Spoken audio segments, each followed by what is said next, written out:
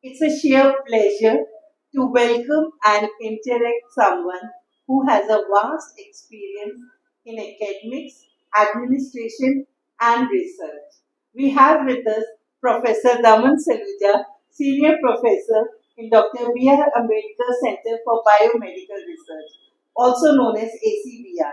Ma'am has been the student of Khalsa College, University of Delhi, did her post-graduation and doctorate from Department of Botany, University of Delhi. She had been director for 2 terms in ACBR and is also chairperson Research Council and joint director in DSPH IOE. Ma'am has also worked for 7 years in New York Medical Research. Center. Ma'am, on the behalf of University of Delhi Foundation, I, Seema Gupta, welcome you. Thank you.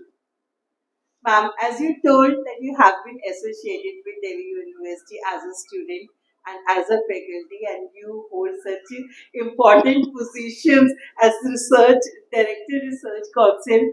Ma'am, do tell me how you came to know about Delhi University Foundation and what motivated you to contribute in the endowment fund. When I became research council chairperson, we had several meetings with Professor Anil, where he was also one of the members in the committees. And then my PhD supervisor passed away, and we wanted to make some endowment. And he then told me that we are making this foundation, and very soon it will get approval will be done and all that.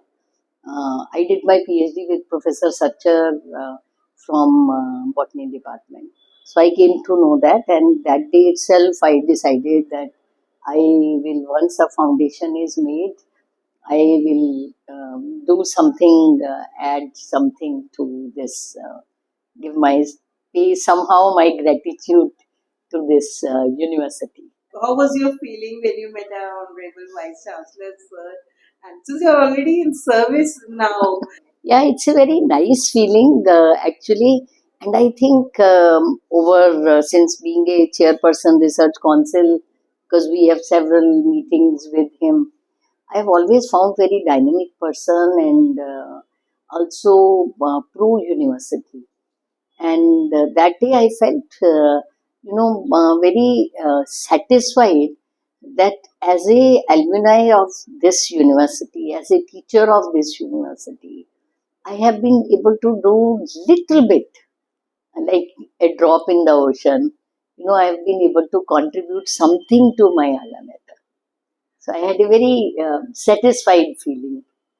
though I've not asked this question from anyone, but especially I would like to know from you that this foundation has been created with a vision, and someone who has worked abroad and is also associated with the research council.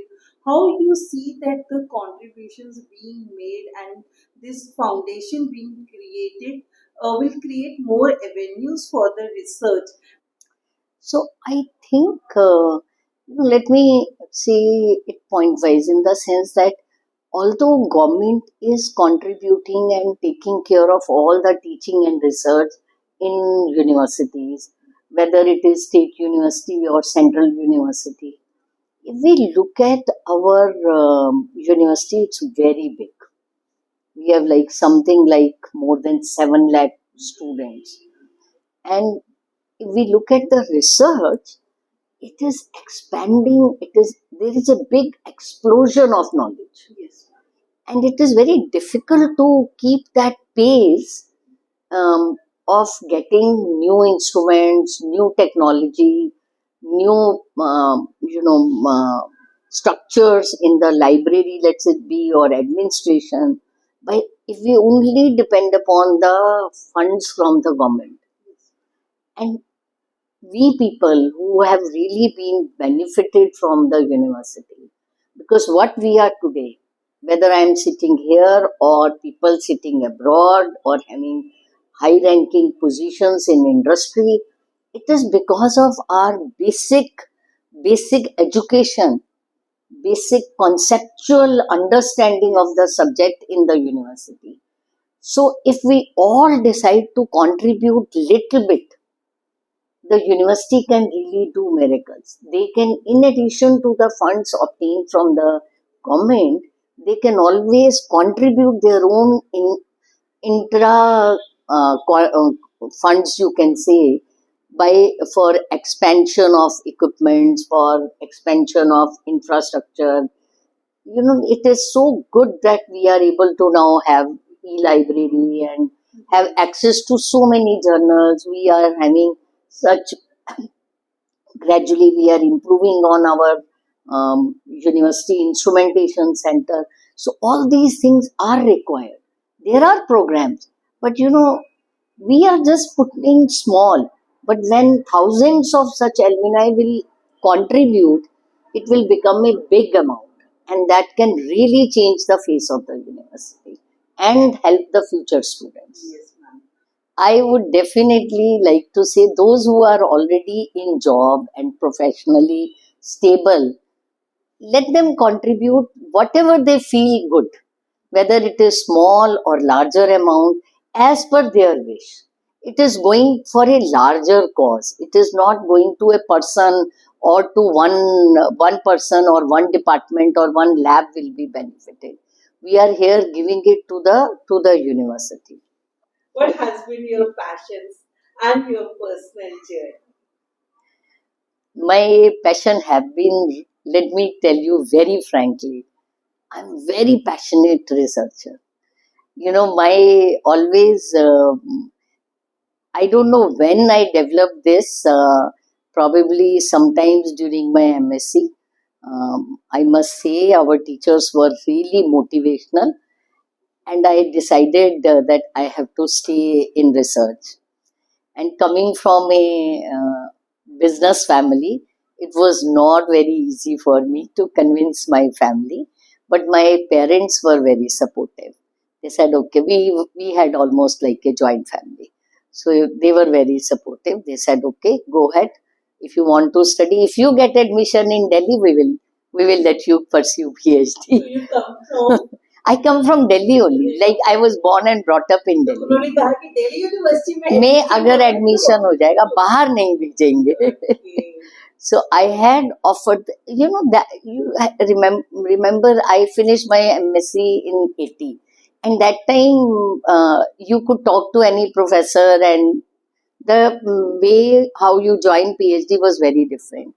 So I even had an offer from Indian Institute of Science because I was National Talent Scholar. So I had gone there for summer camp. So I had an offer from there by one of the professors, even from Chromosome Research Center in Calcutta, BHU. I had all these my three camps, and I had offers from each of these places.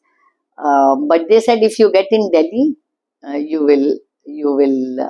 we will let you pursue PhD. So that was my good luck, that I wanted to join only one lab, and I said if I get in that lab, fine. So Professor Satcher agreed to take me as a PhD student, so I joined, and and and I and there was no looking back. So I did my research, published almost 5 to 6 papers during my PhD, and he was an excellent. He recently passed away. He was an excellent professor. You can check with anybody in the botany department or any student from botany department. So then the molecular biology, biotechnology started coming up. Papers started coming up. That was a new era of PCR and all that.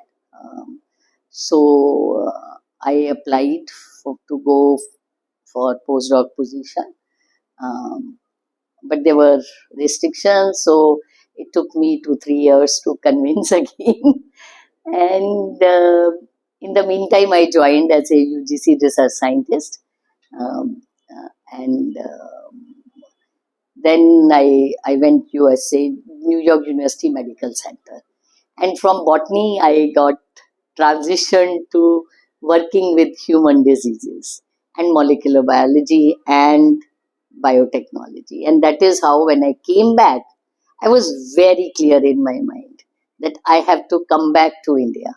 And I was so happy when I got job also in Delhi University. Um, feeling back home kind of a thing.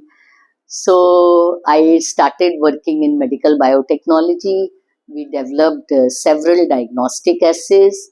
For two pathogens, we have already transferred the technology, and I'm ready to transfer another one in another 1 month or so. And maybe I'm trying my best to transfer rest of my diagnostic assays also before retirement.